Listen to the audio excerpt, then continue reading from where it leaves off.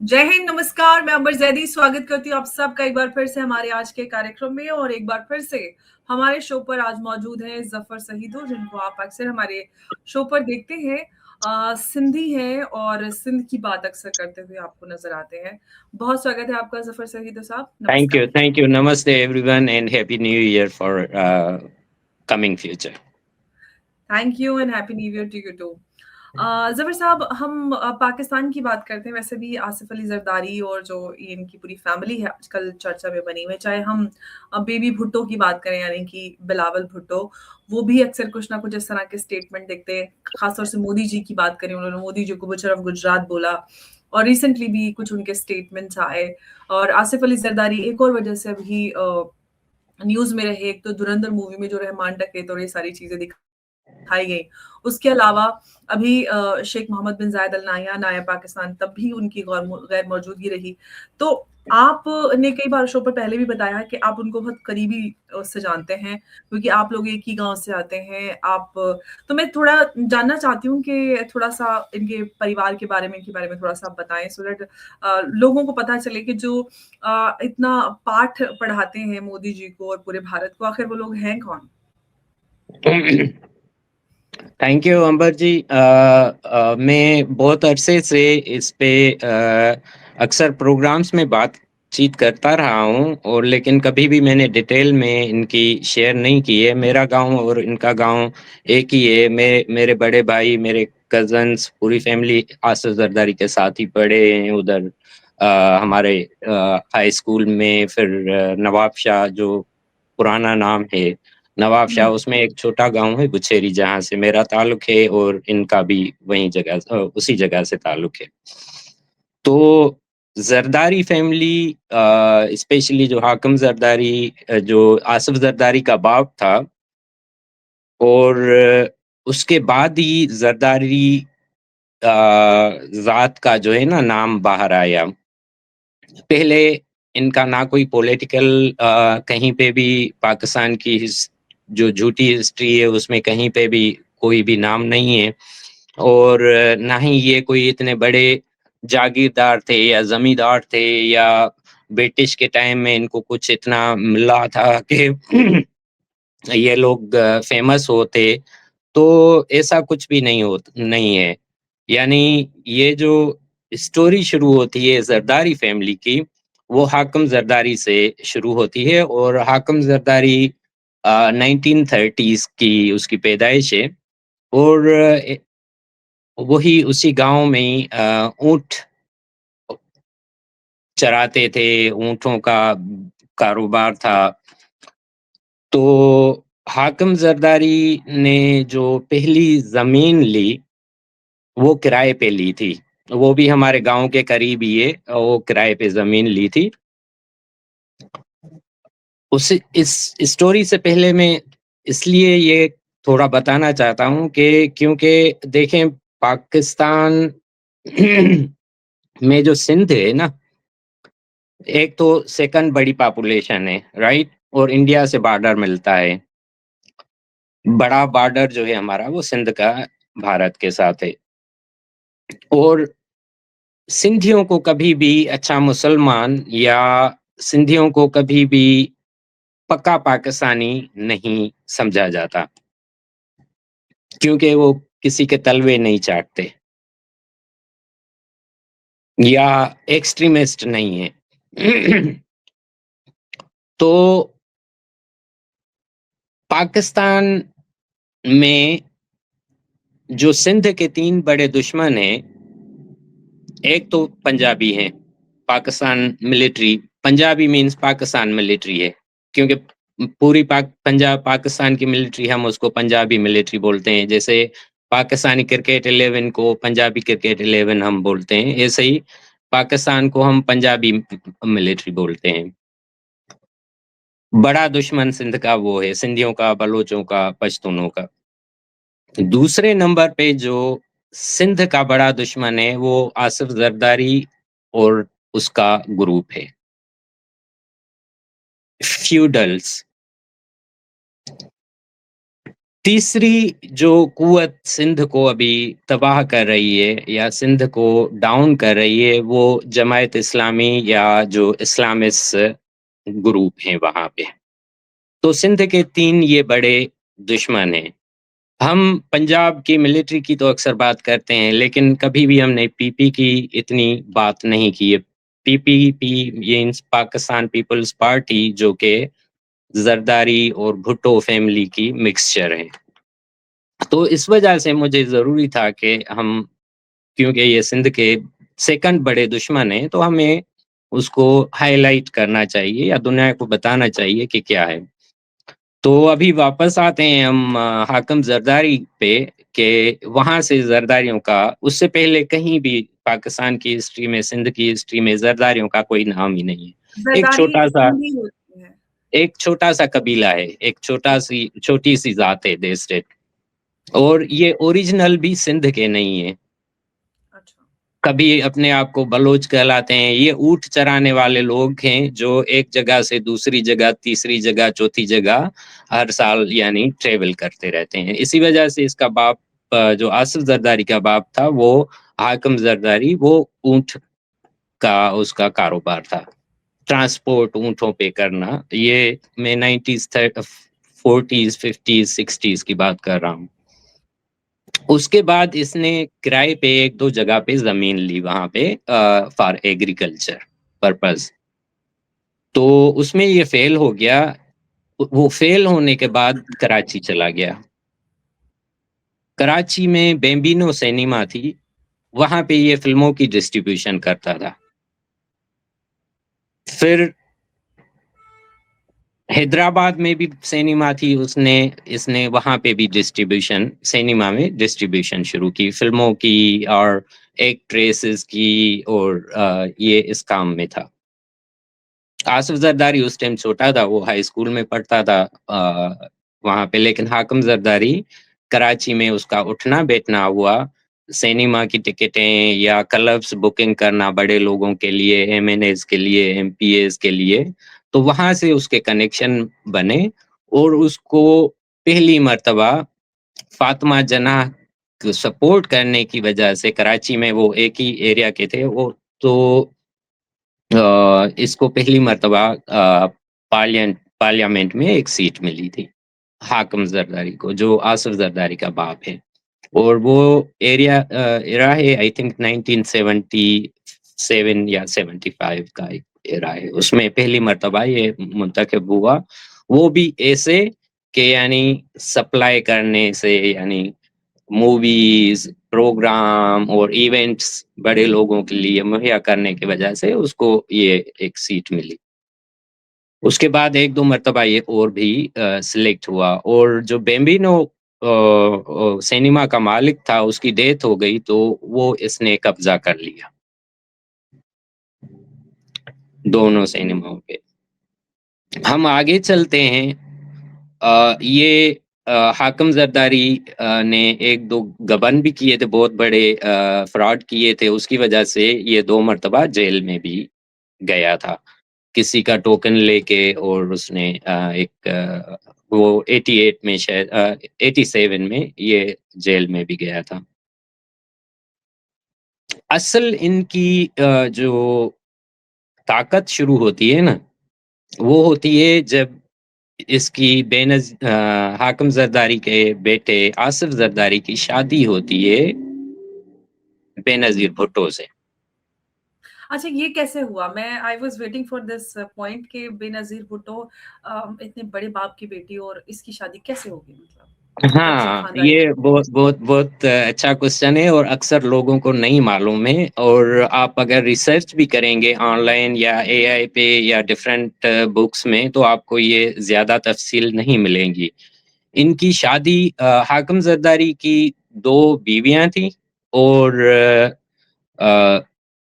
2 यानी इल्लीगल उसके वो थे, रिलेशन थे। तो क्योंकि हमारा तो एक ही गाँव है ना, और गाँव में, छोटे शहरों में हर किसी की सब चीज़ की खबर पड़ती है, मालूम पड़ता है कि क्या चल रहा है। समझ तो हाकम जरदारी की जो पहली वाइफ थी और जो दूसरी वाइफ जो थी वो बुखारी थे। तो उनका थोड़ा बहुत कनेक्शन जो है ना, क्योंकि ये लोग शिया थे, हुँ, अहले तशीह से थे, और इसकी जो जुल्फ़कार भुट्टो की जो वाइफ थी वो भी शिया थी। हुँ। और इनके एक दूसरे से कुछ रिलेशन थे, यानी की वाइफ के और जुल्फ़कार भुट्टो की वाइफ नुसरत मतलब उन भुट्टो दोनों के। की वाइफ शिया थी दोनों की, इस वज़ह से उनका कोई कनेक्शन हाँ, था। तो ओके। जब बेनज़ीर भुट्टो का टाइम आया कि भई उसको प्राइम मिनिस्टर बनना है, तो लाज़मी बात है, पाकिस्तान एक मेन शॉविनिस्ट कंट्री है, और वहाँ पे आप ऐसे इस्लामिक रिपब्लिक में अनमैरिड वुमेन प्राइम मिनिस्टर, और ये तो मुमकिन नहीं था, और मुल्ला लोग ज़्यादा उस पे तपे हुए थे, ज़्यादा हाँ, गरम थे पॉलिटिक्स में तो आज भी होता है कि थोड़ा-सा मैरिड हो, चाहे महिला हो या पुरुष मैरिड होना। थोड़ा-सा तो होता है। बेनज़ीर को मैरिज की तरफ जाना पड़ा। मैरिज के लिए बेनज़ीर को जाने के लिए, हालाँकि बहुत सूटेबल थे उस टाइम, रिश्ते थे बेनज़ीर के लिए, बड़ी फैमिलीज़ थीं, लेकिन बेनज़ीर किसी ऐसी बड़ी फैमिली में शादी नहीं करना चाह रही थी कि उसका करियर, यानी ओवरशैडो ना कर दे कोई कोई और। और हावी हो जाए उस पे। हाँ, ओवरशैडो नहीं हो जाए।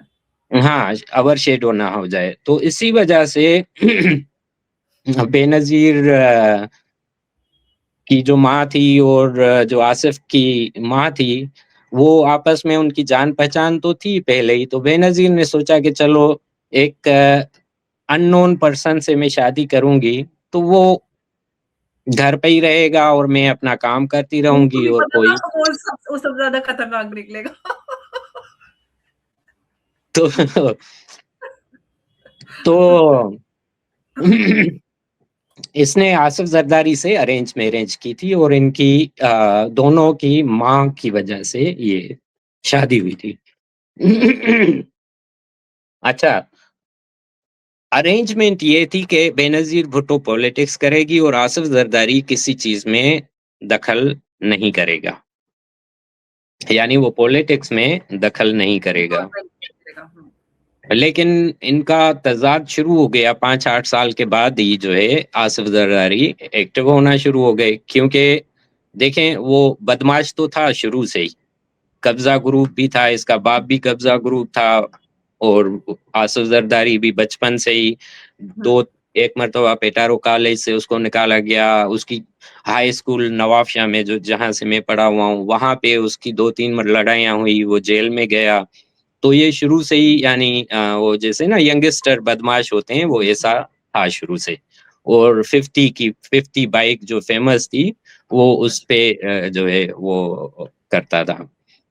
तो 5-6 साल में ही आसिफ ज़रदारी ने अपने रंग दिखाना शुरू कर दिए, और जो भाई था बेनज़ीर भुट्टो का, मुर्तज़ा भुट्टो, शायद आप जानती होंगी, बड़ा नाम है। हुँ। तो वो आसिफ ज़रदारी को डिसलाइक करता था। तो वो मुर्तज़ा भुट्टो शुरू से ही बेनज़ीर को बोलता रहा कि तुम ये अच्छा नहीं कर रही हो, एक तो हमारी ये एक ठीक नहीं है हैसियत है, मतलब। हुँ। इंटरनेशनल पीपल हैं, और तुम एक कहाँ से जो है एक गधे से शादी कर ली है तुमने।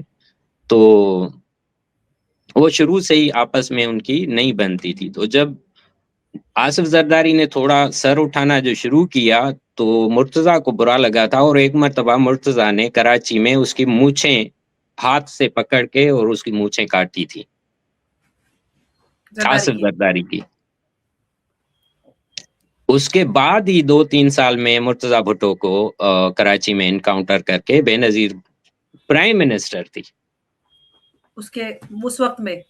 हाँ, बेनज़ीर प्राइम मिनिस्टर थी, और मुर्तज़ा भुट्टो को कराची में सरेआम, बेनज़ीर के भाई को सरेआम आसिफ ज़रदारी ने मरवाया। उसमें इसने एसपी सडल था एक, और 2-3 पुलिस वाले थे जैसे असलम चौधरी, तो ऐसे ही इसने कुछ लोग हायर इल्ज़ाम किए। मुर्तज़ा भुट्टो पे क्या इल्ज़ाम इल्ज़ाम क्या था? या वैसे कुछ भी कुछ नहीं। शूटर्स को हायर करके मरवाया? वो उनके पास क्योंकि मुर्तज़ा भुट्टो जब भी निकलते थे तो वो प्रोटोकॉल से निकलते थे और उसकी 4-5 गाड़ियाँ होती थी, हथियार होते थे हुँ, उसके पास। हुँ, हुँ, तो उसपे यही कि हमने रोका, पुलिस ने रोका, उसने गाड़ी नहीं रोकी और फायरिंग कर दी तो एनकाउंटर हो गया। लेकिन एक्चुअली ये एक फैब्रिकेटेड स्टोरी थी। हाँ, उसके बाद बेनज़ीर भुट्टो ने कभी भी आसिफ ज़रदारी को लाइक नहीं किया कि तुम इतनी हद तक जा सकते हो कि मेरे भाई भाई को को। मरवा दो। और दूसरी बात जो थी, वो बेनज़ीर भुट्टो साहबा आसिफ की जो छोटी बहन थी फरियाल, उसको चुड़ैल बोलती थी। जी हाँ। ये गाँव की बात बता रहा हूँ क्योंकि जी, गाँव जी। में तो वो हाँ, आई नो, चलता आई है नो। ना, जी। तो वो उसको हमेशा बोलती थी ये जो है ना बड़ी चुड़ैल है। क्योंकि वो हमेशा ओवर शैडो रहती थी हर चीज़ पे, घर पे कि बेनज़ीर क्या कर रही है, ये क्या कर रही है। आसिफ तो नहीं कर सकता था लेकिन फरियाल जो है वो ज़्यादा करती थी। अभी देखें इतनी बड़ी पॉलिटिकल फिगर ज़ुल्फ़िकार भुट्टो की बेटी बेनज़ीर भुट्टो, उसके भाई का सफाया हो गया दिन दहाड़े और वो आसिफ ज़रदारी ने किया। तो आसिफ ज़रदारी को डाकू भी बोलते हैं, जैसे इसके बाप को बोलते थे ना डाकू है, हाकू डाकू बोलते थे उसको, हाकम ज़रदारी, और उसको हाकू हाँ, जब हाकू डाकू बोलते थे, शॉर्ट में क्योंकि वो बोलते थे। कब्ज़ा ग्रुप था। तो हुँ, आसिफ ज़रदारी को भी डाकू बोलना शुरू किया लोगों ने इसी वजह से कि इसने बहुत सारे मर्डर करवाए, लैंड ग्रैबिंग हमारे हुँ, एरिया में, यानी जो मैंने बताया ना आपको कि 200 एकड़ ज़मीन इन्होंने किराए पे ली थी, आज 2 लाख एकड़ ज़मीन इनके नाम पे है, 2 लाख एकड़। सिंध अच्छा में। अच्छा, हाँ, खैर वहाँ पे तो ये सब है, हाँ, फ्यूडलिज़्म है। तो इनको टारगेट यही है कि भाई आप दूसरी तंज़ीमों, गवर्नमेंट या जो कॉम्प्रेस ऑर्गनाइज़ेशंस हैं या ऐसे लोग हैं जो पाकिस्तान के या तोड़ने के खिलाफ हैं, इनको एस्टेब्लिशमेंट ने एक ग्रीन कार्ड दिया हुआ है कि भाई आप इन चीज़ों को देखो, सिंध तुम्हारे हवाले है। ये 20-25 साल से सिंध पे हुकूमत कर रहे हैं। हुँ। अक्सर ये लोग अच्छा, बोले सिंध भी पे हैं। आप आ गए, सिंध पे हुकूमत की बात करें तो जो रहमान डकैत और ये पीपीपी का जो कनेक्शन है इस पे थोड़ा-सा, क्योंकि सिंध उसमें धुरंधर में भी सारी चीज़ें दिखाई गई हैं। थोड़ा-सा आपसे मैं और क्योंकि ऑफ कोर्स फ़िल्म में जो मेरे मैंने लोगों से बात की है, कुछ बलोच और मेरी जो जानकारी उसके हिसाब से पूरी बात उसमें हकीकत नहीं है फ़िल्म के अंदर। तो मैं आपसे हाँ, और जान। तो हकीकत एक्चुअली ये थी कि देखें सिंध जो है एक अर्बन है, एक देही है, राइट? सिंध में कराची, हैदराबाद अर्बन तस्वर किया जाता है और बाकी सिंध के जितने भी अज़ला हैं वो उनको देही करार दिया जाता है। सिंध का जो कराची है, दिल हम कहते हैं, सिंध का दिल जो है वो कराची है, ठीक है? तो कराची जो था हिंदुओं का बसाया हुआ एक शहर था, माई कोलाची उसको जी, बोलते थे। उसमें ज़्यादातर जो बिज़नेसमैन थे वो हिंदू, बोहरी, पारसी, इस्राएली और यानी टोटल बिज़नेस कम्युनिटी। पीपल थे। कुछ मकरानी बलोच भी थे कुछ एरियाज़ में, लेकिन एक्चुअली सिंधी हिंदुओं की और ओरिजिनल सिंधियों की ये जगह थी। तो हुँ, जब पार्टीशन का टाइम हुआ तो इमिग्रेशन हुई ज़्यादा और यूपी, हुँ, सीपी और महाजर और बिहारी और सब आके कराची में सेटल करवाए गए। तो उनका जो है असर-रसूख कराची में बढ़ गया और सिंधियों का असर कराची में कम हो गया। सिंधियों की जो जितनी पॉपुलेशन थी वो माइग्रेट कर गई। सिंधी हिंदू हुँ, थे ज़्यादा तो वो माइग्रेट कर गए पार्टीशन के बाद और उनकी हुँ, जितने बिज़नेस मिल्कियत ज़मीनें थी वो महाजरों को दी गई। तो हुँ, इसी वजह से हमेशा सिंध और स्पेशली कराची में ये इश्यू चलता रहता है कि भई ये वहाँ से शुरू हुआ। हुँ। कराची में 2-3 एरिया थे जो पाकिस्तान पीपल्स पार्टी यानी आसिफ जरदारी के पास थे, जो ये उज़ैर बलोच और रहमान डकैत और ये ग्रुप थे। ठीक है? बाकी एरियाज़ महाजरों के पास थे या पठानों के पास थे। हुँ, तो असल ये कहानी है कराची की। अभी होपफुली आपको समझ में आ गया। तो हुँ, कराची में इनको होल्ड करने के लिए आसिफ जरदारी को अपना होल्ड जमाने के लिए कुछ ग्रुप वहाँ पे उनको एक्टिव किया था। रहमान डकैत हो या उज़ैर बलोच हो या कुछ वो जो दूसरे मिनिस्टर थे या लोकल जो बस्तियाँ थी सिंधियों की, उनको कराची में सेटल किया एनकाउंटर करने के लिए महाजरों और यानी ये आप ऐसा समझें कि ethnicity issue issue ethnic cleansing करने के लिए जो जी, महाजर बिल्कुल, थे। बिल्कुल, बिल्कुल, बिल्कुल, बिल्कुल। तो एक्चुअल ये यानी कराची का ये था। हुँ, बेनज़ीर साहबा जो है बहुत टाइम आसिफ ज़रदारी से बात नहीं करती थी मुर्तज़ा के उसके मर्डर बाद के बाद। हुँ, मर्डर के बाद वो शी वाज़ रियली और उसको मालूम था कि इसमें आसिफ ज़रदारी का हाथ है। कोई भी बहन ऐसा ऑफ हाँ, कोर्स हाँ, ऑफ़ कोर्स इवन इवन भले उसके एक पॉलिटिकल इख्तिलाफ थे, मुर्तज़ा भुट्टो की अलग थी हुँ, अपनी तंज़ीम थी, लेकिन फिर भी बहन का वो जो है बस। और उसमें मुर्तज़ा भुट्टो बाकायदा उनको जो मारा गया वहाँ पे सरेआम वो आसिफ ज़रदारी ने किया। ना सिर्फ़ मुर्तज़ा भुट्टो यानी सिंध में आज तक किसी ने भी कोई भी टफ टाइम दिया है ना इसको हम तो एक ही गाँव के हैं यानी आस-पास में किसी ने ज़मीन नहीं दी, फरियाल को ज़मीन नहीं दी, अज़रा जो इसकी दूसरी बहन है उसको ज़मीन नहीं दी या आसिफ ज़रदारी को यानी आसिफ ज़रदारी अपने कबीले का सरदार भी नहीं था, तो जो असल सरदार थे वो दोस्त हैं हमारे, तो उनसे वो पगड़ी ज़बरदस्ती छीनी गई, उनके घर बुलडोज़ कर दिए गए।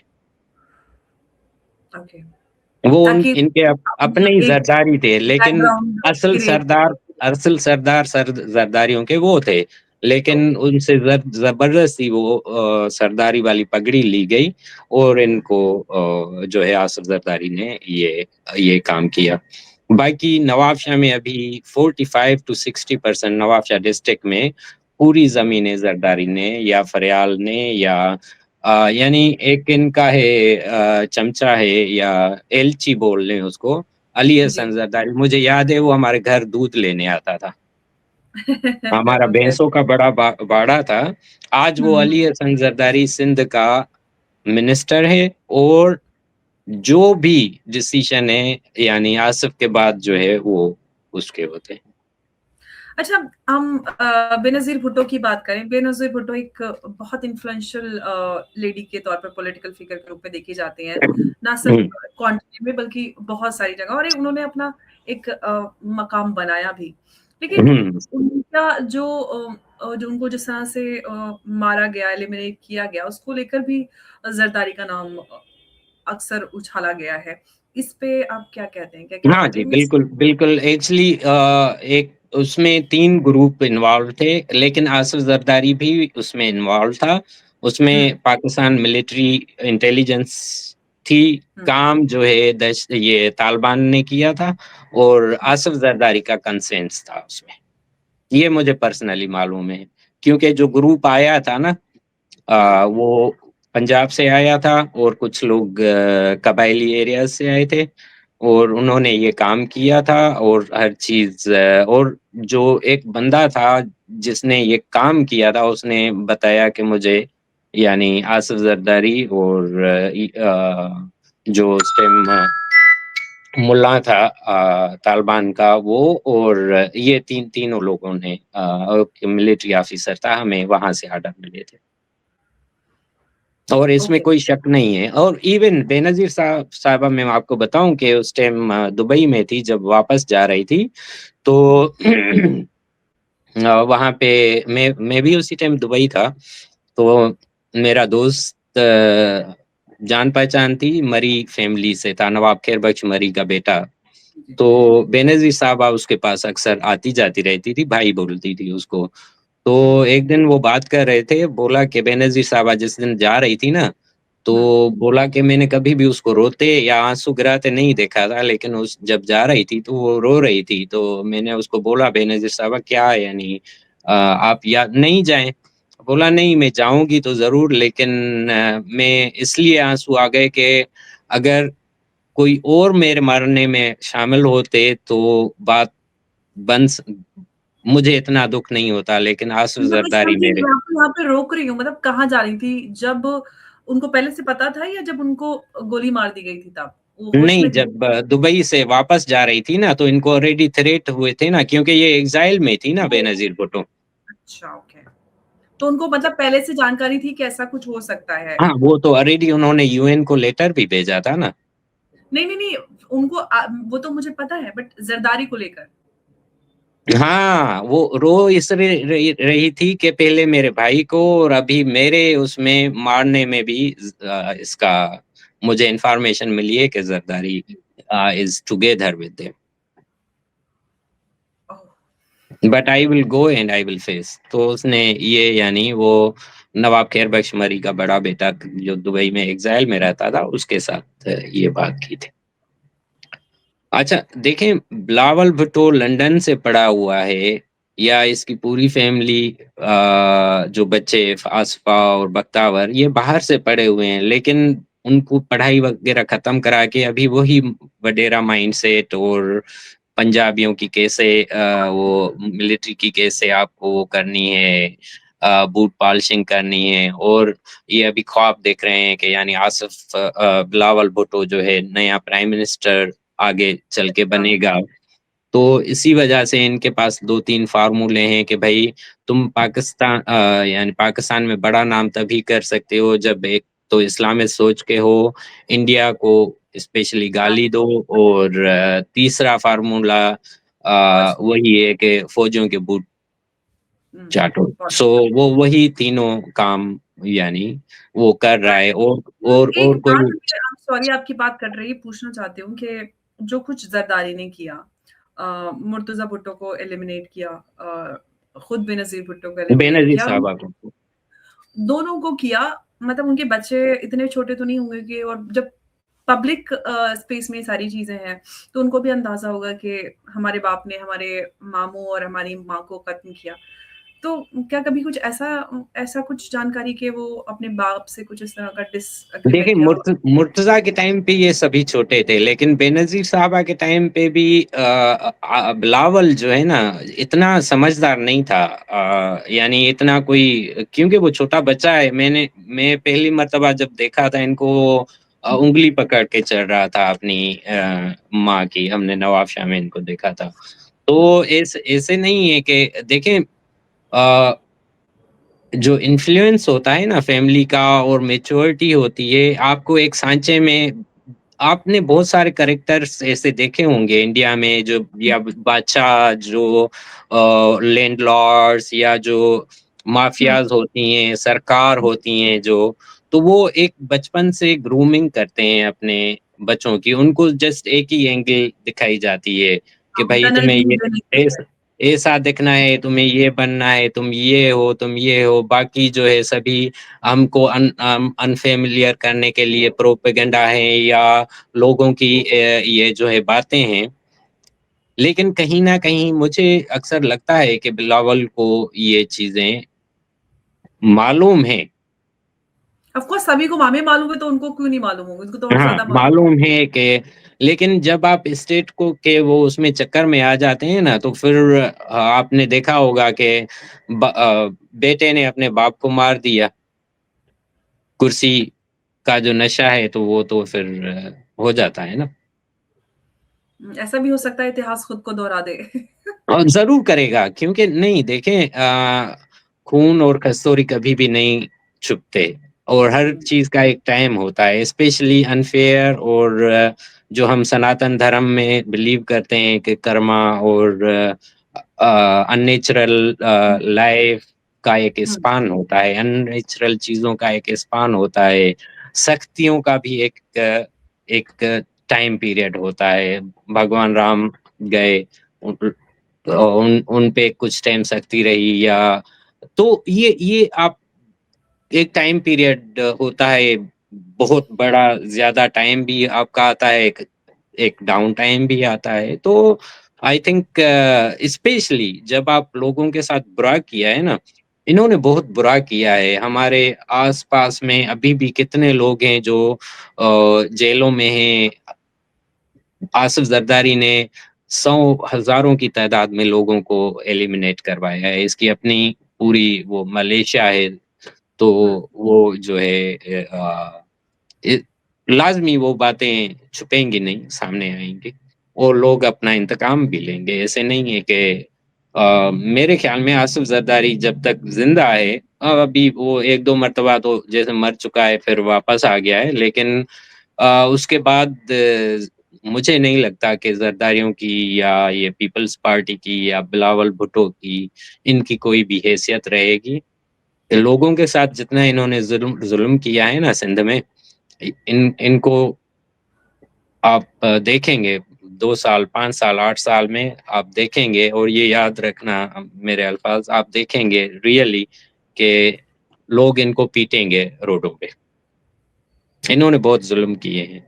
जैसे पंजाब ने पाकिस्तान मिलिट्री ने, आईएसआई ने सिंधियों पे ज़ुल्म किए हैं ना, ऐसे ही ये भी इनकी बी पार्टी हैं और आज भी यानी आप देखें ना आसिफ ज़रदारी अगर आप लिखेंगे आसिफ ज़रदारी फ़ेमस है 10% कमीशन लेता था। जब बेनज़ीर हुँ। साहब गवर्नमेंट में थी, आपने ये पहले भी गवर्नमेंट बहुत नहीं कर बार सकता था, शो पे बोला है जी, पॉलिटिक्स 10 नहीं कर सकता था, लेकिन ये 10% कट लेता था और हुँ। इसकी बहन जो है वो 20% कट लेती है अभी। अ, हाँ, जी, जी, बिल्कुल, बिल्कुल। हाकिम मैंने बताया ना इसका जो बाप था हाकिम ज़रदारी वो 2 मर्तबा जेल गया था इसी गबन और मनी आपको लग लॉन्ड्रिंग और उसने एक प्रॉपर्टी ली थी मेरे ख़्याल में फ्रांस में प्रॉपर्टी ली थी एक और एक पिंडी में एक ज़रदारी ग्रुप इन्होंने बना के एक पार्टी हुँ, ली थी। अच्छा, मज़े की बात बताऊँ कि सिंध में अभी तकरीबन ऑलमोस्ट जितनी भी बड़ी मिलें हैं ना, या शुगर मिल हो गई या राइस मिल हो गई, वो सभी ज़रदारी ओन करता है। अच्छा, ओके। जी हाँ, ज़रदारी ओन करता है। यानी कोई ऐसी डेवलपमेंट सिंध में नहीं है या कोई बड़ा प्रोजेक्ट नहीं है जो डायरेक्ट इनके पास पैसा नहीं जाता या इनको कट नहीं पता। इवन जो चपड़ासी की भी जॉब होती है ना, उसपे भी ये 1 लाख, 1.5 लाख ऐसे लेते हैं। ओह गॉड! इतना जी। पैसा, पावर, पोज़ीशन सब कुछ होने के बाद भी गरीब लोगों को भी नहीं छोड़ते मतलब क्या ही आप सोच कह सकते हैं। एक एक हमारे गाँव के बराबर में एक आदमी था और उसकी कास्ट थी जमाली। हुँ, वो नशेई था बेचारा ना, हुँ, तो उसके 2 एकड़ यानी उसके बच्चे थे, फैमिली थी, वो उसी 2 एकड़ से ज़मीन से वो अपना गुज़ारा करता था। वो भी उसको कभी 500 कभी 1000 दे-दे के और नशे के लिए और उसके ज़मीन पे कब्ज़ा कर लिया और उनके बच्चों को और उसके घरवालों को ये इसके बहन ने किया था, आसिफ ज़रदारी की बहन ने। ओह गॉड! तो मुझे सोच के भी दिल का मेरा वो हो रहा है कि किस तरह हाँ के जी, लोग बिल्कुल। लेकिन सिंध का जिसने आज पर हाल जिसने भी है। जिसने ज़िलई गवर्नमेंट में हराया था फरियाल को ना, हुँ, डायरी ने, हुँ, मालूम है उनका वो दुबई में मेरे साथी होते थे, दोस्त थे मेरे, उसने हराया था इनको बेनज़ीर को। Sorry oh! इसको फरियाल टालपुर को जो इसकी बहन है, जी, तो उसके उनका पूरा गाँव बुलडोज़ करवाया था इन्होंने। जब गवर्नमेंट में आए ना, पूरा गाँव, पक्का गाँव यानी बड़ा गाँव था, वो डायरियों के सरदार हैं। ओह गॉड! वो ये पूरा तो क्रिमिनल पूरा ही है का मतलब, जी? पूरा खानदान क्रिमिनल है। वही तो मैं बता रहा हूँ कि यानी जैसे एक पावर आ जाती है ना तो आप करते हैं और वो कितने 10-15 साल डायरी जो था वो दुबई में साथ ही होता था मेरे। हुँ, उसका पूरा वो एग्ज़ाइल में था दुबई में। हुँ, तो हुँ, हुँ। फिर जब उसने माफ़ी माँगी और ज़रदारी के पास गया, माफ़ी माँगी, तो तभी हुँ। वो वापस अपने गाँव जा सका था।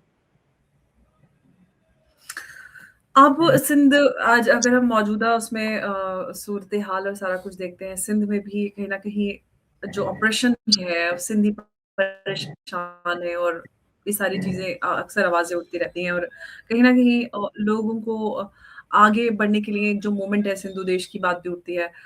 इस कॉन्टेक्स्ट में आप किस तरह से देख रहे हैं? क्या आगे कोई उम्मीद नज़र आती है कि इस ऑपरेशन के खिलाफ लोग आगे आएँगे और ये मूवमेंट मजबूत होगा और आगे बढ़ पाएगा? जी हाँ, ये होना है लाज़मी क्योंकि देखें गुलामी जो है ना और आप जब किसी के गुलाम बन जाते हैं, तो ये एक लेंथी प्रोसेस होता है आपको गुलामी से निकलने का। आपको इंतज़ार करना पड़ता है, आपको वेट करना पड़ता है जब माहौल, सिचुएशन, इंटरनेशनल रिलेशंस और ज्योग्राफिकल रिलेशंस, आपके इंटरेस्ट जो आप सुपर पावर हैं, उनके इंटरेस्ट, ये सभी एक जगह पे सेंटर पे नहीं आते, कोएग्ज़िस्ट नहीं करते, तो तब तक ये प्रोसेस डिफ़िकल्ट है। लेकिन हमें लगता है, स्पेशली मुझे लगता है कि आइंदा कुछ सालों में बहुत चेंजेज़ आनी है हमारे खित्ते में और ऑफ़ कोर्स हम सिंधी जो है अंदर में हमें तकलीफ़ है।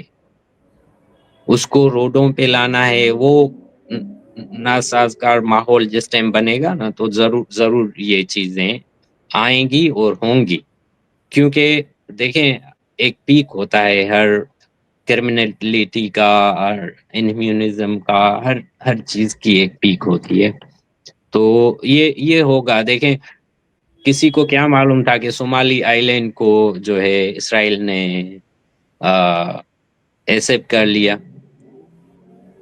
किसी को क्या मालूम कल इंडिया जो है सिंध को इंडिपेंडेंट कंट्री डिक्लेयर कर दे। इसराइल सिंध क्या पता सिंध कल बलूचिस्तान को सिंध को इंडिया रिकॉग्नाइज करे और कहे कि भाई हम उनको एक इंडिपेंडेंट नेशन हाँ, मानते हैं। तो नो, तो तो these things are possible and happening और वैसे भी ये ग्राउंड राजनाथ सिंह जी ने तो थोड़े दिन पहले बयान दिया ही था जी, कि जी, कल क्या जी, पता जी, सिंध बिल्कुल, वापस बिल्कुल। हमारे पास आ जाए। जी हाँ, नहीं ये तो पहले भी कृष्ण लाल एडवाणी जी ने भी जी, ये बात की थी, अटल राजनाथ बिहारी वाजपेयी जी ने भी ये मैं इसी वजह से ही हमेशा एप्रिशिएट करता हूँ बीजेपी को, आरएसएस को, मैं इसी वजह से रियली एप्रिशिएट करता हूँ कि उनमें कम से कम ये सेंस है, एक समरी पहुँची हुई है कि हाँ भाई, ये चीज़ हमें हमें करनी है। जैसे राजनाथ जी ने बोला कि हो सकता है कल ये हो जाए, ये तो बहुत बड़ी बात है, एक एक इतने बड़े लीडर की तरफ से ये बात अगर जी, ऐसे ही जी। क्या पता तो ये क्या पता में ये बहुत कुछ छुपा होता है। नहीं, इवन इवन देखें ना मोदी जी ने जब सिंधु दरिया की यात्रा पे गए थे, तो उन्होंने कितने गर्व से और कितने पीढ़ा से फिर ये भी कहा कि सिंध जो है क्योंकि देखें और वेदास, सनातन धर्मा, रूट्स और जो भी हैं, वो सिंध से ही हैं। बिल्कुल और तारिक अंकल हमेशा कहते थे कि तुम लोग कैसे हो? सिंध बना हिंद कैसे हो सकता है? और बिल्कुल, इनफैक्ट हमारे राष्ट्रगान में है बिल्कुल। गुजरात इज़ सिंध, जी हाँ। नहीं, नहीं, ये पंजाब एक इज़ सिंध, चीज़ गुजरात होनी है just we are waiting for right time right जी। टाइम।